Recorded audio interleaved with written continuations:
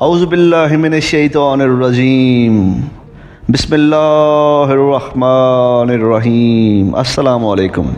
ہمارے چینل پانچ تن پاک کے معزز سامعین اور معزز ناظرین، آج ہم آپ کی خدمت میں ایک بہت ہی بہترین اور انفارمیٹیو ویڈیو لے کر حاضر ہوئے ہیں۔ ہماری آج کی ویڈیو کا عنوان ہے کہ کیلے میں اکثر تار نما ایک چیز ہمیں نظر آتی ہے جس کو ہم چھلکے کے ساتھ اتار دیتے ہیں۔ آج ہم آپ کو آج کی ہماری ویڈیو میں بتائیں گے کہ اس تار کے کیا فوائد ہیں، اس کو کھانا چاہیے یا نہیں۔ آج کی ہماری ویڈیو میں ہم آپ کو بتائیں گے۔ آج کی ہماری ویڈیو آخر تک ضرور دیکھیے گا تاکہ آپ اس تار نما چیز کے فوائد جان سکیں۔ اگر ہماری ویڈیو پسند آئے تو ہمارا چینل پانچ تن پاک سبسکرائب کرنا نہ بھولیے گا۔ آئیے ویڈیو ملاحظہ فرماتے ہیں۔ جیسا کہ آپ کو پتا ہے کہ پھل انسان کی صحت کے لیے بہت مفید ہوتے ہیں اور ہر انسان کو کوئی نہ کوئی پھل ضرور پسند ہوتا ہے۔ جیسا کہ کیلا، یہ پھل غذائیت سے بھرپور ہوتا ہے اور ہر موسم میں رہتا ہے۔ اس کا ملک شیک بھی شوق سے پیا جاتا ہے، جبکہ اس سے وزن بھی آسانی سے بڑھ جاتا ہے، جس کی وجہ سے یہ کمزور جسم والے افراد کے لیے نہایت مفید ہے۔ لیکن آپ نے کبھی غور کیا ہے کہ کیلے میں اکثر تار نما ایک